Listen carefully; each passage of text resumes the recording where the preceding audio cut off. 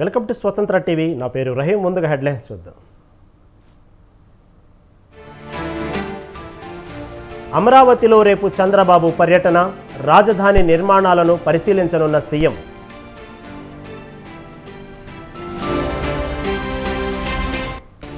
Deputy సీఎంగా పవన్ కళ్యాణ్ బాధ్యతలు, పలు కీలక ఫైళ్లపై సంతకాలు.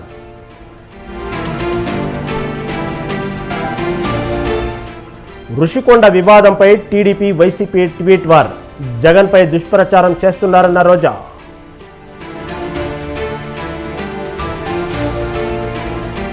బీజేపీతో కేసీఆర్ రహస్య ఒప్పందాలు, మిత్రపక్షాల దయాదాక్షిణ్యాలపై మోదీ ప్రభుత్వం ఉందన్న మల్లు రవి.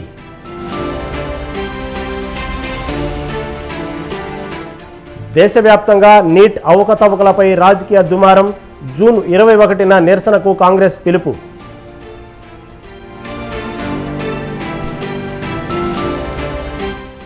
లిక్కర్ కేసులో జూలై 3 వరకు కేజ్రీవాల్కు కస్టడీ పొడిగింపు, 100 కోట్లు డిమాండ్ చేసినట్లు ఆధారాలు ఉన్నాయన్న ఈడీ.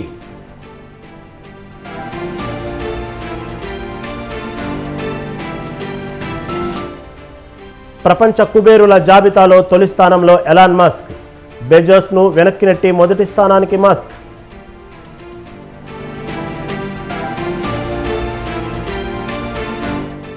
నష్టాల్లో ముగిసిన స్టాక్ మార్కెట్లు, సెన్సెక్స్ 36, నిఫ్టీ 41 పాయింట్ల నష్టం.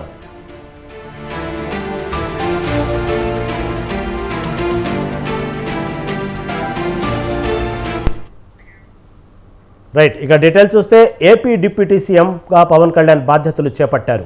విజయవాడలోని డిప్యూటీ సీఎం క్యాంప్ ఆఫీసులో పవన్ కళ్యాణ్ తనను కేటాయించిన మంత్రిత్వ శాఖలు Panchayati Raj, rural development, rural water supplies, అటవీ, పర్యావరణం, శాస్త్ర సాంకేతిక శాఖల బాధ్యతలను స్వీకరించారు.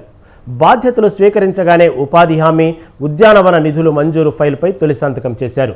గిరిజన గ్రామాల్లో పంచాయతీ భవనాల నిర్మాణంపై రెండో సంతకం చేశారు. అనంతరం 5 శాఖల హెచ్ఓడీలతో మొదటి సమీక్ష నిర్వహించారు.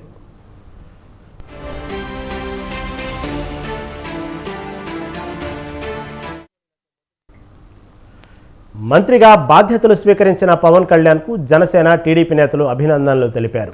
పిఠాపురం మాజీ ఎమ్మెల్యే వర్మ, జనసేన నేత కొత్తపల్లి సుబ్బారాయుడు, నాదెండ్ల మనోహర్ తదితరులు పవన్కు శుభాకాంక్షలు తెలిపారు.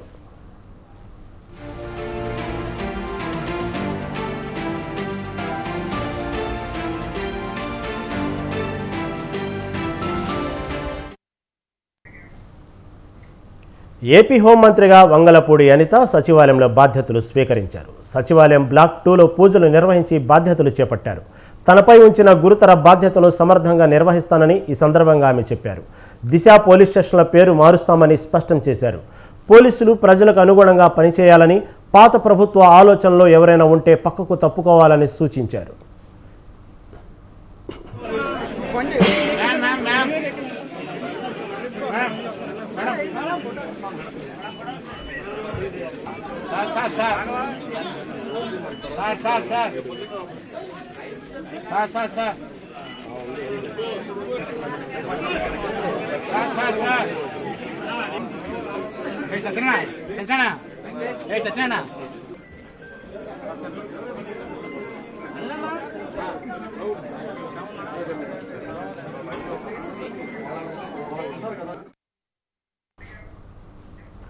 రానున్న శాసనసభ సమావేశాలలో రాష్ట్ర అభివృద్ధికి, ప్రజా సంక్షేమానికి సంబంధించి అర్థవంతమైన చర్చలు జరగాలని కోరుకుంటున్నానని అన్నారు వయ్యావుల కేశవ్. టీడీపీ ఎల్పీలో ఎన్టీఆర్ చిత్రపటానికి నివాళులర్పించిన అనంతరం శాసనసభ కార్యాలయంలో శాసనసభ వ్యవహారాల బాధ్యతలు స్వీకరించారు. శాసనసభ ఏర్పాట్లకు చెందిన ఫైల్స్పై తొలి సంతకాలు చేశారు. రాష్ట్ర ప్రజలకు జవాబుదారీతనంతో కూడిన పారదర్శకమైన పాలన ముఖ్యమంత్రి చంద్రబాబు నాయుడు సారథ్యంలో రాష్ట్ర ప్రజలకు అందించేందుకు కృషి చేస్తామని కేశవ్ తెలిపారు.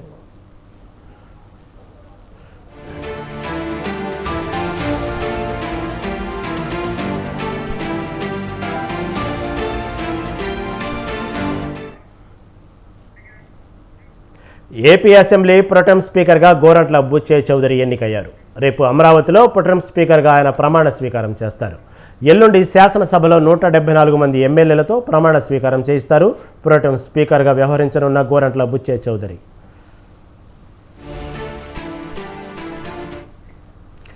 ఎమ్మెల్యే బుచ్చయ్య చౌదరికి ఈ ఉదయం మంత్రి పయ్యావుల కేశవ్ ఫోన్ చేశారు. ప్రోటెం స్పీకర్గా వ్యవహరించాలని బుచ్చయ్య చౌదరిని కోరటంతో అందుకు ఆయన అంగీకరించారు. ఈ నెల 21 నుంచి అసెంబ్లీ సమావేశాలు జరగనున్నాయి. ఈ నేపథ్యంలో రేపు బుచ్చయ్య చౌదరితో ప్రోటెం స్పీకర్గా ప్రమాణ స్వీకారం చేయించనున్నారు గవర్నర్.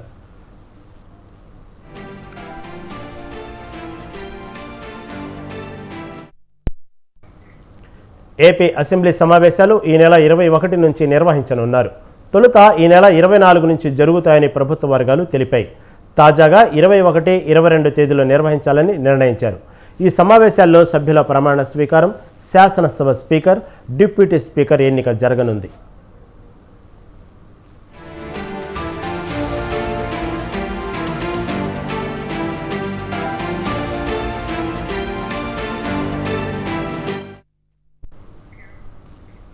విశాఖలో రుషికొండ కట్టడాల వివాదంపై మాజీ మంత్రి రోజా ఎక్స్ వేదికగా స్పందించారు. రుషికొండలో నిర్మించిన కట్టడాల అత్యద్భుతమని వర్ణించని మాజీ మంత్రి రోజా పర్యాటక శాఖ స్థలంలో పర్యాటక శాఖ భవనాలను నిర్మించడం తప్ప అని టీడీపీ శ్రేణుల్ని ప్రశ్నించారు. విశాఖ నగరాన్ని విశ్వనగరంగా అభివృద్ధి చేయాలని కంకణం కట్టుకున్న తమ ప్రభుత్వంలో అంతర్జాతీయ ప్రమాణాలతో భవనం నిర్మించడం తప్ప అని నిలదీశారు. వర్షానికి కాలిపోయే అసెంబ్లీని, సచివాలయాన్ని కట్టిన వాళ్లకు అత్యంత నాణ్యతతో రుషికొండలో భవనాలు నిర్మించడం చూసి ఓర్వలేకపోవడం సమంజసమేనా అంటూ ప్రశ్నించారు.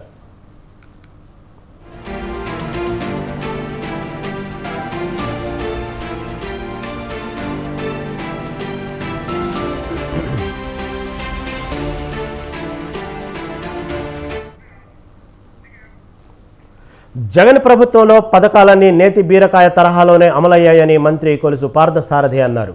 వైసీపీ ప్రభుత్వంలో 26 లక్షల ఇళ్లలో కేవలం 6 లక్షలు మాత్రమే నిర్మించారని తెలిపారు. పేదలందరికీ ఇళ్లు అని చెప్పి సగం సగం పనులు చేశారని విమర్శించారు. గడిచిన 5 ఏళ్లలో గృహ నిర్మాణంలో రాష్ట్రం అధమస్థానంలో నిలిచిందన్నారు. మళ్లించిన నిధులు దేనికి వాడారన్నది ప్రస్తుతం ప్రశ్నగా మిగిలిందన్న మంత్రి ఆ నిధులు రుషికొండ ప్యాలెస్కు మళ్లించారా లేదా ఇతర అంశాలగా అన్నది తెలుస్తామన్నారు. ప్రభుత్వం ఈ 4.43 లక్షల ఇళ్లలో దాదాపు సగం ఇళ్లకి 937 కోట్ల వరకు బిల్లులు చెల్లించుకోకుండా ఎగ్గొట్టిన వైనాన్ని కూడా రాష్ట్ర ప్రజలందరి దృష్టికి తీసుకొస్తామని చెప్పేసి మనం చేస్తాను.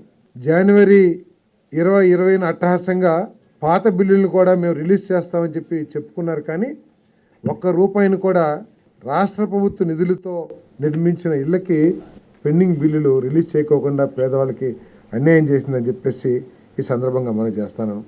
రాష్ట్ర ప్రభుత్వ నిధులు పూర్తిగా రాష్ట్ర ప్రభుత్వ నిధులతో గత ప్రభుత్వం ఒక్క ఇల్లు కూడా నిర్మించలేదన్న విషయాన్ని కూడా మీ దృష్టికి తీసుకొస్తాను. అంతేకాకుండా 18,173 కోట్లు కేంద్ర ప్రభుత్వం ఇస్తే ఇంకా దాదాపు 3,170 కోట్లని గత ప్రభుత్వం హౌసింగ్ డిపార్ట్మెంట్కి ఇవ్వాల్సిన అవసరం ఉందని చెప్పేసి కూడా ఈ నిధులన్నింటినీ కూడా డైవర్ట్ చేశారని చెప్పేసి కూడా మనం చేస్తాను.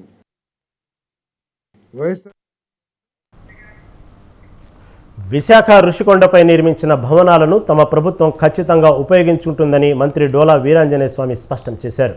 భవనాలను ఏ విధంగా ఉపయోగించాలనే దానిపై ముఖ్యమంత్రి చంద్రబాబు నిర్ణయం తీసుకుంటారని చెప్పారు. గత ప్రభుత్వం మాదిరిగా తాము ప్రభుత్వ ఆస్తులను ధ్వంసం చేయమని తెలిపారు. ప్రభుత్వ డబ్బు వృధా కానివ్వమని, నష్టం కలిగించేలా వ్యవహరించమని చెప్పారు. ప్రస్తుతం వైసీపీ ఎమ్మెల్యేలు ఆ పార్టీలో నిలబడలేకపోతున్నారని, వారు ఎవరితో టచ్లో ఉన్నారనే విషయాన్ని మాత్రం చెప్పనన్నారు. భవనాలు కూడా తప్పనిసరిగా దేనికి అవసరమో వాటికి ఉపయోగించుకుంటాం. తెలుగుదేశం ప్రభుత్వంలో సంక్షేమ పథకాలని పూర్తిగా అందించామండి. వీళ్ళు వచ్చిన తర్వాత 3 సంవత్సరాలు మూల పడేసి తర్వాత జగన్మోహన్ రెడ్డి తన పేరు పెట్టుకున్నాడు.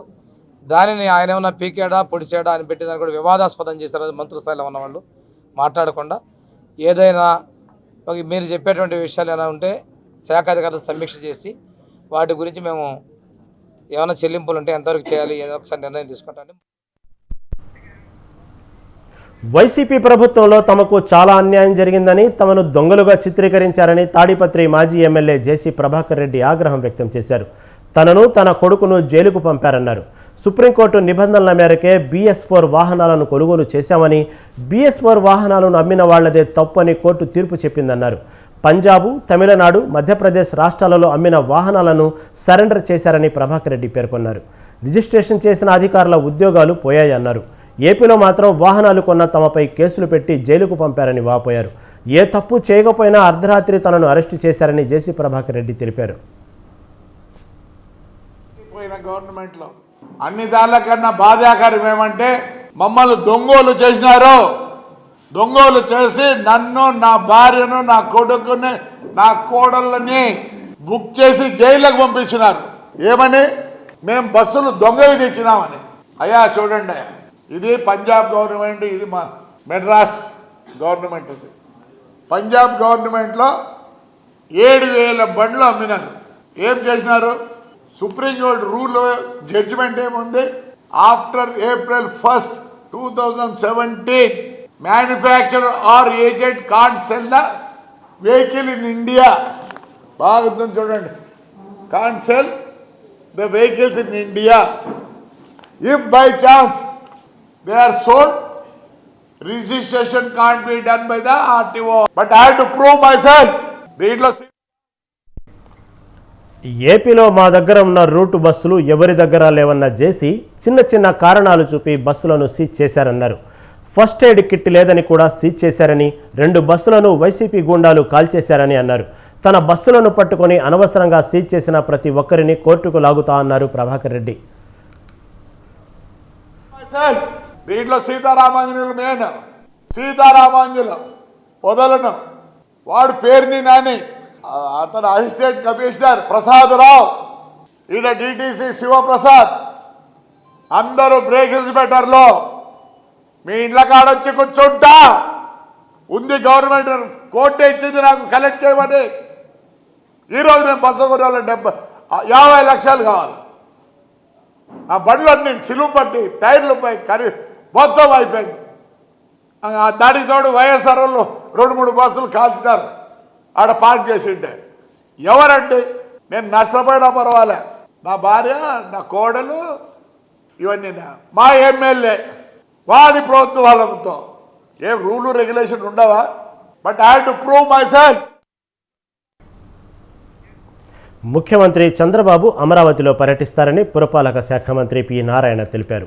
టెండర్ల కాలపరిమితి ముగిసినందున కొత్తగా అంచనాలు తయారు చేసి టెండర్లు పిలవాల్సి ఉందన్నారు. దీనికోసం 3 నుంచి 4 నెలల సమయం పడుతుందన్నారు. పనులు ఎప్పటి నుంచి ప్రారంభించాలనేది కేబినెట్లో చర్చించిన తర్వాత నిర్ణయం తీసుకుంటామన్నారు. రాజధానిలో సామాగ్రి దొంగిలించిన వారిపై చర్యలు తీసుకుంటామని తేల్చి చెప్పారు. రాజధానిలో ఇళ్ల స్థలాల అంశం సుప్రీంకోర్టులో ఉందని న్యాయ సలహా తీసుకుని ముందుకెళ్తామని మంత్రి తెలిపారు.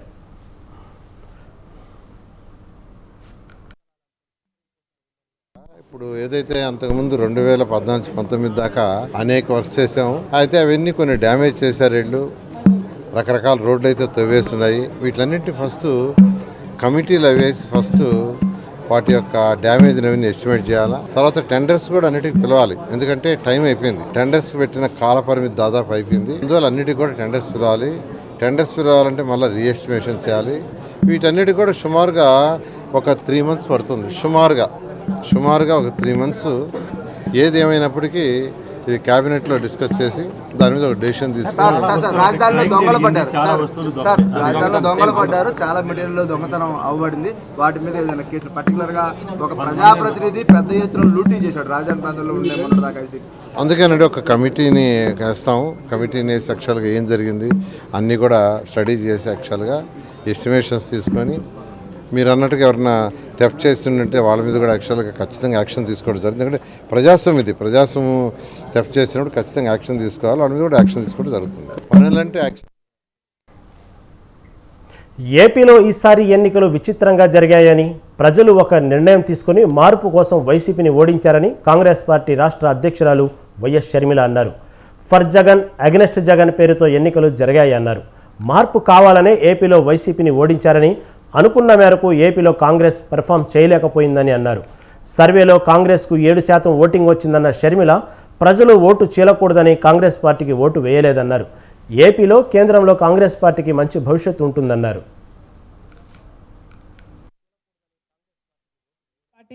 చంద్రబాబు గారిని డిమాండ్ చేస్తుంది. బికాస్ మీరిచ్చిన ఎంపీల వల్ల ఆంధ్ర రాష్ట్ర ప్రజలు ఎన్నికైన ఎంపీలను మీరు బీజేపీ పార్టీకి ఇచ్చారు కాబట్టే ఈరోజు బీజేపీ పార్టీ అధికారంలో ఉంది. కాబట్టి చంద్రబాబు గారు ఈ విషయాన్ని గుర్తుపెట్టుకొని ఇప్పటికైనా మొండి పట్టైనా సరే స్పెషల్ స్టేటస్ అన్నది ఆంధ్ర రాష్ట్రానికి అవసరం కాబట్టి ఇప్పటికైనా స్పెషల్ స్టేటస్ మీద చంద్రబాబు గారు సీరియస్గా వర్క్ చేసి ఇది సాధించుకు రావాలి అని కాంగ్రెస్ పార్టీ ఆంధ్ర రాష్ట్ర ప్రజల తరఫున డిమాండ్ చేయడం జరుగుతుంది. Congress party Chandrababu oil palm సాగు విస్తీర్ణం పెంచాలని నిర్ణయం తీసుకున్నామని మంత్రి తుమ్మల నాగేశ్వరరావు తెలిపారు. ప్రతి జిల్లాలో ఆయిల్ ఫామ్ పంటలు వస్తున్నాయని, తెలంగాణలో ఆయిల్ ఫామ్ సాగుకు బ్యాంకర్లు సహకరించాలన్నారు. మ్యారీగోల్డ్ హోటల్లో 41వ రాష్ట్ర స్థాయి బ్యాంకర్ల సమావేశం జరిగింది. ముఖ్య అతిథిగా ఉప ముఖ్యమంత్రి భట్టి విక్రమార్క, వ్యవసాయ శాఖ మంత్రి తుమ్మల నాగేశ్వరరావు పాల్గొన్నారు. 2024-25 వార్షిక రుణ ప్రణాళికపై విస్తృత చర్చ జరిగింది. వ్యవసాయ అనుబంధ రంగాలకు బ్యాంకులు రుణాలు పెంచాలని దశాబ్దాలుగా రైతరాజు అంటున్నామని, కానీ బ్యాంకు గణాంకాలు చూస్తూ భయం వేస్తుందన్నారు. బహుళజాతి ఇన్ఫా కంపెనీలకు వేల కోట్ల రుణాలు ఎలా ఇస్తున్నారని ప్రశ్నించారు. రైతులకు రుణాలు ఇవ్వడానికి బ్యాంకులు వెనకడుగు వేస్తున్నాయని, పెద్దలకు ఒక న్యాయం, పేదలకు మరో న్యాయం ఉండకూడదని అన్నారు. రేవంత్ రెడ్డి గారి ప్రభుత్వం సక్రమైనటువంటి పద్ధతిలో సరైనటువంటి రీతిలో ముందుకు తీసుకెళ్ళటానికి మీ సహాయ సహకారాలు అవసరం అని చెప్పి మేము భావిస్తా ఉన్నాం. గతంలో కూడా ఇరిగేషన్కి సంబంధించి కోటయ్య గారు నబార్డ్ చైర్మన్గా ఉన్నప్పుడు మీడియం ఇరిగేషన్ ప్రాజెక్టులు ఒక 30 ప్రాజెక్టులు ఈ రాష్ట్రంలో కంటిన్యూగా పెండింగ్లో ఉండి 30 సంవత్సరాలు వాటికి అతిగతి లేకపోతే ఆయన గారిని అడిగితే ఒకేసారి 300 కోట్లు ఇస్తే 30 ప్రాజెక్టులు పూర్తి చేసినటువంటి చరిత్ర ఈ రాష్ట్రంలో ఉంది. అదేవిధంగా లిఫ్ట్ ఇరిగేషన్స్ కావచ్చు, వ్యవసాయానికి సంబంధించినటువంటి నబార్డ్ సేవలు కానీ, అదేవిధంగా మొన్ననే నేను చెప్పాను గ్రామీణ బ్యాంకు సేవలు గ్రామీణ ప్రాంతాలు విస్తరించిన తర్వాతనే కొంతవరకు రైతాంగం వెసులుబాటుకు వచ్చింది. తప్పకుండా గిరిజన ప్రాంతం, గోదావరి పారివాహక ప్రాంతంలో, అటవీ ప్రాంతం కావచ్చు, గతంలో అనేక సమస్యలతోటి ఆ ప్రాంతానికి మన సేవలు అందలేదు. ఈ మధ్యకాలంలో మీరు ఆ ప్రాంతాన్ని కవర్ చేశారు. అది అసిఫాబాద్ కావచ్చు, భద్రాచలం కావచ్చు, అదేవిధంగా పెద్దపల్లి, జయశంకర్, భోపాలపల్లి, ఆ జిల్లాలు ఈరోజు ఊపిరి పీల్చుకునే. బీఆర్ఎస్ నేత జగదీష్ రెడ్డిపై డిప్యూటీ సీఎం భట్టి విక్రమార్క తీవ్ర విమర్శలు చేశారు. జ్యుడిషియల్ విచారణను జగదీష్ రెడ్డి కోరారని, కక్ష సాధింపు కోసం వేసిన కమిషన్ కాదన్నారు. తాము ప్రజాస్వామ్యం నమ్మేవాళ్లుగా విచారణకు ఆదేశించామన్న ఆయన ఎందుకంత భయపడుతున్నారని తెలిపారు. గతంలో విద్యుత్ శాఖ మంత్రిగా చేసిన ఆయనే విచారణ అడిగితే వేశామని తెలిపారు. జ్యుడిషియల్ విచారణ తప్పు పట్టాల్సిన అవసరం ఏముందని చెప్పారు. సభ ముందు పెట్టాం, సభ రాష్ట్రం అందరూ తెలియాలి. అప్పటి వరకు విద్యుత్ శాఖ మంత్రిగా పనిచేసిన ఆయన లేచి మాకు జ్యుడిషియల్ ఎంక్వైరీ వేయండి అని కూడా అడిగాడు. మీరు ఒకసారి రికార్డ్స్ తీసి చూస్తే అందరికి అర్థం అవుతుంది. జ్యుడిషియల్ ఎంక్వైరీ వేయండి అని అడిగాడు. మేము మోర్ డెమోక్రటిక్గా, ఎవరిని అగౌరవపరచాలని, కించపరచాలని, మోర్ డెమోక్రటిక్గా వారు అడిగిన దాని మీద సభానాయకుడిగా ఉన్నటువంటి ఆనాడు సభానాయకుడిగా రేవంత్ రెడ్డి గారు ముఖ్యమంత్రిగా, ఎస్ సభ ఆలోచన ఆ రకంగా ఉంటే డెఫినెట్గా గౌరవిస్తామని చెప్పి జ్యుడిషియల్ ఎంక్వైరీ వేశారు. ఏదో కక్ష సాధింపు ధోరణితో, రాజకీయ ఆలోచనతో వేసింది కాదు. సభ ఆలోచనల మేరకు సాక్షాత్తు ఆయన విద్యుత్ శాఖ మంత్రిగా పనిచేసిన ఆయన ఆ పార్టీకి సంబంధించిన అడిగిన మేరకు గౌరవించి వేసాము. ఆ వేసింది కూడా మేము నియమించింది కాదు కదా, it is judicial enquiry. So మేమెవరు ఇంటర్ఫియర్ కావట్లేదు, రోజువారీ కార్యకలాపాలు మాకు సంబంధం కూడా లేదు అది. So it is a transparent judicial enquiry. One has to respect that. వేరే ఉన్న సమాచారం వారు అడుగుతారు, మీరు ఇవ్వండి. దీంట్లో తప్పు పట్టాల్సిన అవసరం ఉంది, ఆయన దిగిపో అని చెప్పాల్సిన అవసరం ఉంది అంటే ఎందుకు అంత ఆందోళన చెందుతున్నారు, ఎందుకు భయపడతారు? ఛత్తీస్గఢ్ విద్యుత్ కొనుగోళ్లలో అక్రమాలు వాస్తవమేనని రాష్ట్ర ప్రభుత్వ సలహాదారు షబ్బీర్ అలీ అన్నారు. విద్యుత్ కొనుగోలు విషయంలో 2015లో తాము వ్యతిరేకించిన అప్పటి బీఆర్ఎస్ సర్కార్ పట్టించుకోలేదన్నారు. విద్యుత్ కొనుగోలు విషయంలో 2000 కోట్ల అక్రమాలు జరిగాయని, వాటిని రికవరీ చేయాలని డిమాండ్ చేశారు. వడ్డీతో సహా ప్రజలకు కట్టాల్సిందేనన్నారు. జరిగిన సంభాషణలో కేసీఆర్ గారు ఏమన్నారు, షబ్బీర్ అలీ మీ గవర్నమెంట్ అలాగున్నదయా, ఇది తెలంగాణ గవర్నమెంట్, కేసీఆర్ గవర్నమెంట్, నేను 18 నెలలు కడతా అన్నాడు. నేను అన్నా సస్తా కట్టలేవు సార్, నీకు నాకు ఛాలెంజ్, ఇంకో చూసుకో అన్నాడు. చూసుకుందామన్నా. ఇవాళ ఏమైంది, 9.5 సంవత్సరాలైనా గడ్డి మొలుస్తుంది కానీ కరెంటు యూనిట్ వాడదాం అది రావడం లేదు. కాబట్టి మా కౌన్సిల్ రికార్డు చూడండి మీరు, లేకుంటే 15లో అన్ని పేపర్లలో విమర్శలు చేసినాం. అన్ని రఘు అని ఎలక్ట్రిసిటీ డిపార్ట్మెంట్ వాళ్ళతో మొదలుపెట్టుకొని అందరం అబ్జెక్షన్ చేసినాం. కానీ ఆయన పట్టుకున్నది కొందరికి 4 ఉన్నది అంటే 3 అంటే 3 చెప్పాలా, లేకుంటే రాష్ట్రం నుంచి ట్రాన్స్ఫర్ చేస్తాడు, లేకుంటే మా హాస్పిటల్ మీద కేసులు పెడతాడు. ఇది మేమేం కక్ష కడతలేదు. కేంద్ర ప్రభుత్వంపై ఎంపీ మల్లు రవి కీలక వ్యాఖ్యలు చేశారు. కేంద్రంలోని ఎన్డీఏ ప్రభుత్వం ఎప్పుడైనా కూలిపోతుందని విమర్శించారు. మిత్రపక్షాల దయాదాక్షిణాలపై మోదీ సర్కారు ఉందని, ఇక కేంద్రంలో రాబోయేది ఇండియా కూటమి ప్రభుత్వం అని తెలిపారు. కేంద్ర ప్రభుత్వం 3 కాళ్ల మీద నడిచే గుర్రంలా ఉందన్నారు. భారత్ జోడో యాత్ర వల్లే బీజేపీ 240 సీట్లకే పరిమితమైందని తెలిపారు. రాహుల్ గాంధీ గారు ఇచ్చినటువంటి 5 గ్యారంటీలు కూడా ప్రజల్లో చైతన్యం తీసుకొని వస్తుంది. ఇప్పుడు ప్రభుత్వం ఏర్పడింది కానీ ఈ ప్రభుత్వం ఎంతో కాలం నిలబడదని మా మాజీ ఏఐసిసి అధ్యక్షుడు, పార్లమెంటు సభ్యుడు ఇప్పుడు రాహుల్ గాంధీ గారు ఒక స్టేట్మెంట్ ఇచ్చారు. ఈ ప్రభుత్వం ఏ నిమిషంలోనైనా కూలిపోయే అవకాశం ఉంది, మళ్ళీ ఇండియా ప్రభుత్వమే ఏర్పడటానికి పరిస్థితులు ఆ రకంగా రాబోతున్నాయని రాహుల్ గాంధీ గారు చెప్పారు. పార్లమెంటు సభ్యుడిగా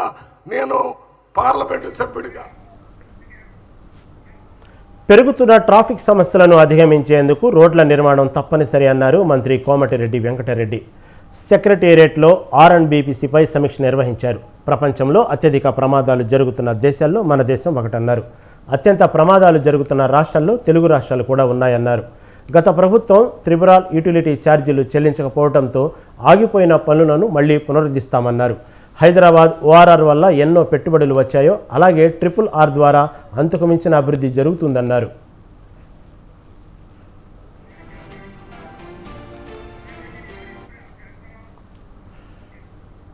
RRR పూర్తి చేసి రేడియల్ రోడ్లను నిర్మిస్తామన్నారు. ప్రజలకు 24 గంటల అందుబాటులో ఉంటానన్న మంత్రి రోడ్లు బాగాలేక ఎక్కడా ప్రజలు ఇబ్బందులు పడొద్దన్నారు. NH65ని గ్రీన్ఫీల్డ్ హైవేగా నిర్మాణం కోసం ముందుకు పోతున్నామన్నారు. ఇప్పటికే బ్లాక్ స్పాట్స్కు సంబంధించిన పనులు ప్రారంభించామన్నారు. ప్రజలకు మెరుగైన రోడ్లు అందించడమే తమ లక్ష్యమన్నారు మంత్రి.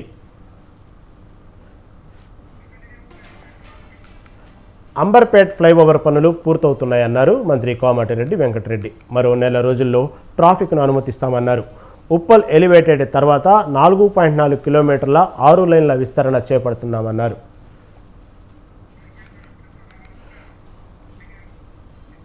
కాంగ్రెస్ ప్రభుత్వంపై ఎమ్మెల్యే పాడి కౌశిక్ రెడ్డి ఘాటు విమర్శలు చేశారు. కాంగ్రెస్ నేతలకు ఎవరు భయపడరని అన్నారు. కాంగ్రెస్ పార్టీ హామీలు నెరవేర్చేదాకా ప్రశ్నిస్తూనే ఉంటామన్నారు. 6 నెలల్లో 6 గ్యారెంటీ అమలు చేయకుండా 6 స్కాములు చేశారని ఆరోపించారు. పింఛన్ ఇవ్వమని హరీష్ రావు అడిగితే తప్ప అని ప్రశ్నించారు. హరీష్ రావు గారు అడిగింది ఏంది? నిరుద్యోగాల పక్షాన మీరు అది 1:100గా మార్చండి, లేకుంటే గ్రూప్ 1 ఎగ్జామ్ రాస్తున్న విద్యార్థులందరూ కూడా ఇబ్బంది పడతారు, 1:100 మార్చండి అని వాళ్ళ పక్షాన ఇలా హరీష్ రావు గారు డిమాండ్ చేసిండ్రు. హరీష్ రావు గారు డిమాండ్ చేసినప్పుడు మీరు దాని మీద సమాధానం చెప్పాలి తప్పితే 1:100 చేయలేము, దాన్ని చేస్తే కోర్టుకు పోయి స్టే తెస్తారు అని మీరు మాట్లాడడము ఇది నిజంగా మీకు ఎంత నాలెడ్జ్ లేదు అనేది. కాంగ్రెస్ ప్రభుత్వం ఆచరణ సాధ్యం కాని హామీలతో అధికారంలోకి వచ్చి ప్రజలను మోసం చేస్తుందని మాజీ మంత్రి కొప్పుల ఈశ్వర్ మండిపడ్డారు. గురుకులాలపై రేవంత్ వ్యాఖ్యలు దురదృష్టకరమని, గురుకులాల వల్ల మానవ సంబంధాలు దెబ్బతింటాయనటం బాధాకరమని తెలిపారు. గురుకులాలతో పేద పిల్లలకు మంచి విద్య అందుతుందని చెప్పారు. అలాగే తెలంగాణ వచ్చాక కేసీఆర్ గురుకులాల సంఖ్యను కూడా పెంచారని వివరించారు. ముఖ్యమంత్రి గారు మాట్లాడినటువంటి మాటకు అర్థం పర్థం లేదని కూడా నేను చెప్తా ఉన్నా. ఎందుకంటే మానవ సంబంధాలు ఏవో దెబ్బతింటున్నాయని ఒక అధ్యయనంలో తెలిసిందని చెప్పినటువంటి ముఖ్యమంత్రి గారు ప్రజలు దీనిపైన ఏ విధంగా స్పందిస్తుందో కూడా ఒకసారి ఆలోచన చేయండి. ఈరోజు గురుకుల పాఠశాలలో చదువుకోవడం కోసం సీట్ల కోసం అప్లై చేసేటువంటి విద్యార్థుల సంఖ్య చూసినట్టయితే ఒక్క సీటుకు 10 అప్లికేషన్లు, అంటే దాదాపుగా 40 లక్షల నుండి 50 లక్షల మంది అప్లికేషన్ చేసుకుంటా ఉన్నారు. సామాన్య కార్యకర్త నుంచి జాతీయ స్థాయికి ఎదిగానంటే బీజేపీనే కారణమన్నారు కేంద్ర మంత్రి బండి సంజయ్. కార్యకర్తల కష్టాజీతం వల్లే ఈరోజు తనకు కేంద్ర మంత్రి పదవి వచ్చిందన్నారు. ఈ బాధ్యత కరీంనగర్ ప్రజలు పెట్టిన భిక్ష అని అన్నారు. తన పదవి హోదా కార్యకర్తలకు అంకితం చేస్తున్నానని చెప్పారు. కమిట్మెంట్తో పనిచేసే కార్యకర్తలు ఉన్నారు కాబట్టే కేంద్రం తనను గుర్తించిందన్నారు.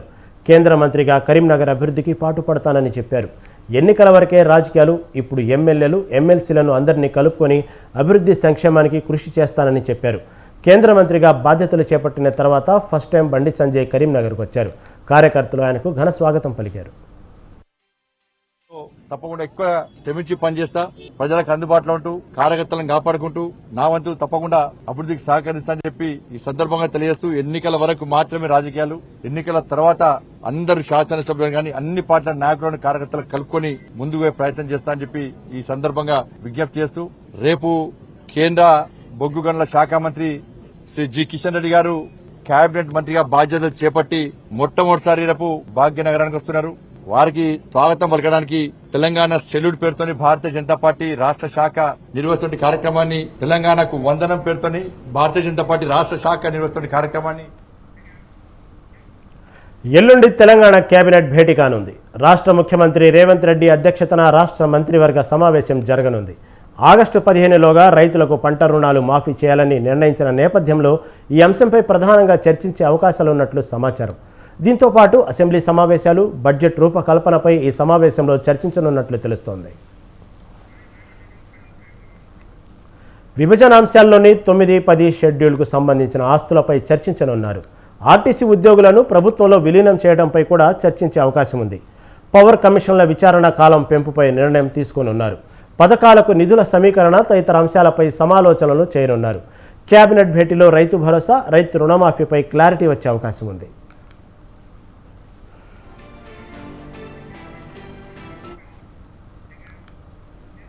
ఏపీ మంత్రివర్గ సమావేశం ఈ నెల 24న జరగనుంది. సచివాలయంలో సీఎం చంద్రబాబు అధ్యక్షతన ఉదయం 10 గంటలకు ఈ భేటీ నిర్వహించనున్నారు. కేబినెట్ సమావేశంలో చర్చించాల్సిన అంశాలపై ప్రతిపాదనలు పంపాలని అన్ని ప్రభుత్వ శాఖలకు ఆదేశాలు వెళ్లాయి. 21వ తేదీ సాయంత్రం 4 గంటలలోపు ప్రతిపాదనలు పంపాలని ప్రభుత్వం స్పష్టం చేసింది. రాష్ట్రంలో కొత్త ప్రభుత్వం కొలువుదీరిన తర్వాత జరగనున్న తొలి మంత్రివర్గ సమావేశం కావడంతో సర్వత్రా ఆసక్తి నెలకొంది.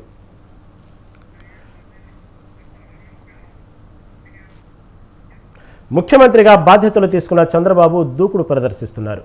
పాలనలో తనదైన మార్కును చూపిస్తున్నారు. పాలన, ప్రభుత్వ పథకాలకు సంబంధించి ఇప్పటికే పలు కీలక నిర్ణయాలు తీసుకున్నారు సీఎం చంద్రబాబు.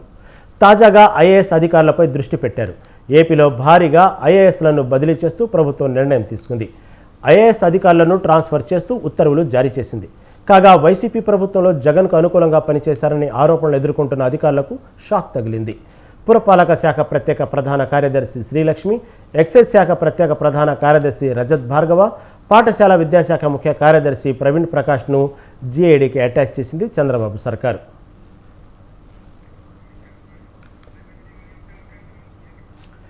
పంచాయతీరాజ్ ముఖ్య కార్యదర్శి శిశుభూషణ్, కార్మిక శాఖ ప్రత్యేక ప్రధాన కార్యదర్శిగా గోపాలకృష్ణ ద్వివేది, పురపాలక శాఖ ప్రత్యేక ప్రధాన కార్యదర్శిగా అనిల్ కుమార్ సింఘల్, సివిల్ సప్లైస్ కమిషనర్గా సిద్ధార్థ్ జైన్ను నియమించింది. ఆర్థిక శాఖ వ్యవసాయ కార్యదర్శిగా ఎం జానకి, పశుసంవర్ధక శాఖ కార్యదర్శిగా ఎంఎం నాయక్, గనుల శాఖ డైరెక్టర్గా ప్రవీణ్ కుమార్, వ్యవసాయ శాఖ ప్రత్యేక ప్రధాన కార్యదర్శిగా బి రాజశేఖర్, ఉద్యాన మత్స్యశాఖ సహకార శాఖ కార్యదర్శిగా బాబును నియమించింది.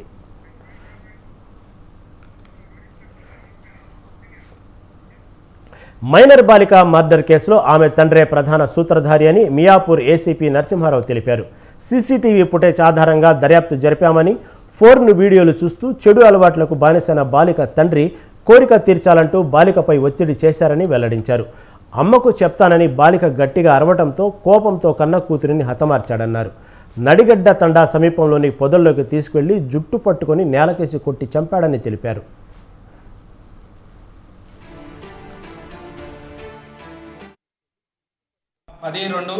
పది గంటల 2 నిమిషాల 55 సెకండ్లకి బండి పార్క్ చేసి లోపలికి ఫారెస్ట్లోకి వెళ్ళటం జరిగింది.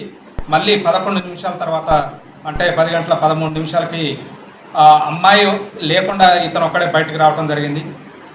నెక్స్ట్ తర్వాత మళ్ళీ ఒక 10 నిమిషాల తర్వాత మళ్ళీ పోయి కూడా అమ్మాయి బతికుందా చనిపోయిందా అని చూడటం జరిగింది. ఈ ఇన్సిడెంట్ జరిగిన తర్వాత ఇంటికి వెళ్ళి ఆ రోజు ఇన్సిడెంట్ అయినప్పుడు red T shirt full hands వేసుకున్నాడు. ఆ షర్ట్ మార్చి వైట్ షర్ట్ వేసుకొని భార్య దగ్గరికి వెళ్ళి అమ్మాయి మిస్ అయిందని చెప్పి భార్యని తీసుకొని మళ్ళీ తండాకు వచ్చి అంతా డిస్కషన్ చేసి పోలీస్ స్టేషన్కి వచ్చి మనని పోలీసులను తప్పుదోవ పట్టించే విధంగా గన్లు మిస్సింగ్ కింద కేసు రిజిస్టర్ చేపెట్టడం జరిగింది. సబ్సిక్వెంట్గా మేము కేసు ఇన్వెస్టిగేషన్ చేసినాం. మొత్తం 4 టీంలు ఏర్పాటు చేయడం జరిగింది. ఈ 4 టీములతోటి మైన్యూట్గా ప్రతిదీ కూడా ఏది మిస్ కాకుండా. బీహార్లోని రాజ్గిర్లో చారిత్రక నలంద విశ్వవిద్యాలయం నూతన క్యాంపస్ను ప్రధాని నరేంద్ర మోదీ ప్రారంభించారు. విదేశాంగ మంత్రి ఎస్ జయశంకర్, బీహార్ గవర్నర్ రాజేంద్ర విశ్వనాథ్ అర్లేకర్, ముఖ్యమంత్రి నితీష్ కుమార్, నలంద యూనివర్సిటీ ఛాన్సలర్ అరవింద్ పనగారియా ప్రారంభోత్సవ కార్యక్రమానికి హాజరయ్యారు. Australia, Bangladesh, Bhutan, Brunei, Darussalam, Cambodia, China, Indonesia, Laos, Mauritius, Myanmar, New Zealand, Portugal, Singapore, దక్షిణ కొరియా, శ్రీలంక మరియు వియత్నాం సహా మొత్తం 17 దేశాల నుండి విదేశీ రాయబారులు కూడా ప్రారంభోత్సవంలో పాల్గొన్నారు. ప్రపంచంలోనే ప్రముఖ విద్యా కేంద్రం నలంద అన్నారు ప్రధాని మోదీ. నలంద విశ్వవిద్యాలయం భారతీయ ఆత్మ లాంటిదన్నారు. हम सभी जानते हैं कि नालंदा कभी भारत की परंपरा और पहचान का जीवंत केंद्र हुआ करता था. नालंदा का अर्थ है न अलम ददाति इति नालंदा, अर्थात जहां शिक्षा का, ज्ञान के दान का अविरल प्रवाह हो. Delhi CM Arvind Kejriwal judicial custody July 3 వరకు పొడిగించింది కోర్టు. ఢిల్లీ లిక్కర్ స్కామ్ కేసులో ఇవాల్టితో కేజ్రీవాల్ కస్టడీ ముగిసింది. దీంతో కేజ్రీవాల్ కస్టడీ జూలై 3 వరకు పొడిగిస్తూ రౌస్ అవెన్యూ కోర్టు ఉత్తర్వులు జారీ చేసింది. ఆయనతో పాటు కేసులో మరో నిందితుడు వినోద్ చౌహాన్ జ్యుడిషియల్ కస్టడీని సైతం జూలై 3 వరకు కోర్టు పొడిగించింది. తిహార్ జైలు నుంచి వీడియో కాన్ఫరెన్స్ ద్వారా ఈ ఇరువురిని కోర్టు ముందు హాజరుపరిచారు.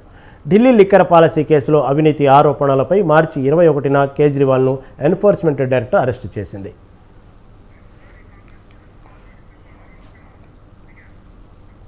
నీట్ పరీక్ష నిర్వహణలో జరిగిన అక్రమాలపై దేశవ్యాప్తంగా విద్యార్థులు, విపక్షాలు ఆందోళన నిర్వహిస్తున్నారు. ఈ నేపథ్యంలో జూన్ 21న యోగా డే రోజున నీట్లో జరిగిన అక్రమాలకు వ్యతిరేకంగా కాంగ్రెస్ దేశవ్యాప్త నిరసనలకు పిలుపునిచ్చింది.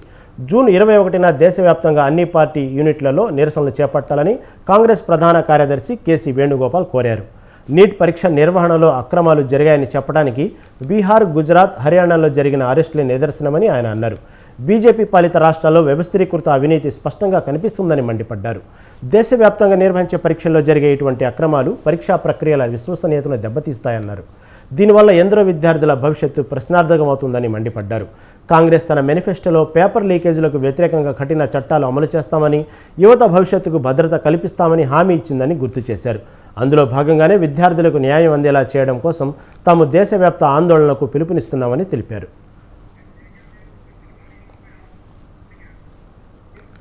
ఢిల్లీ నీటి సంక్షోభం పరిష్కరించకుంటే నిరవధిక దీక్ష చేపడతామని మంత్రి అతిషి హెచ్చరించారు. ఈ మేరకు ప్రధాని మోదీకి లేఖ రాశారు. వాటా ప్రకారం హర్యానా నుంచి ఢిల్లీకి 613 ఎంజీడీ రావాల్సి ఉంది. కానీ నిన్న 513 ఎంజీడీలను మాత్రమే విడుదల చేశారని అతిషి అన్నారు. ఒక ఎంజీడీ నీరు 28,500 మంది అవసరాలకు వినియోగించవచ్చని చెప్పారు.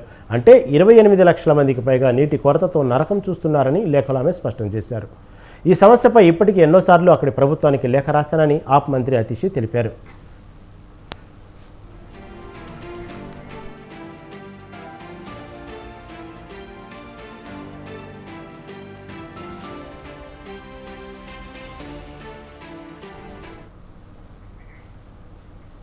ప్రపంచ కుబేరుల జాబితాలో టెస్లా సీఈఓ ఎలాన్ మస్క్ మళ్లీ తొలి స్థానానికి చేరుకున్నారు.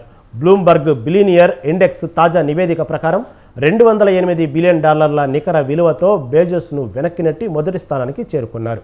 $205 billion Jeff Bezos, $199 million Bernard Arnold తర్వాతి స్థానంలో నిలిచారు. చాలా కాలం నుంచి ఈ ముగ్గురి మధ్య గట్టి పోటీ నడుస్తుంది. తాజాగా టెస్లా షేర్లు రాణించడంతో మస్క్ తిరిగి మొదటి స్థానంలో నిలిచారు.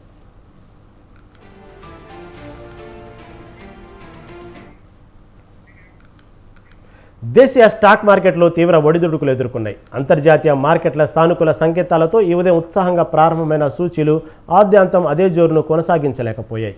కొత్త గరిష్టాల వద్ద మదుపరులు లాభాల స్వీకరణకు మొగ్గు చూపడంతో మార్కెట్లు ఒత్తిడికి గురయ్యాయి. దీంతో ఆరంభ లాభాలు ఆవిరయ్యాయి. ట్రేడింగ్ను సూచీలు మిశ్రమంగా ముగించాయి.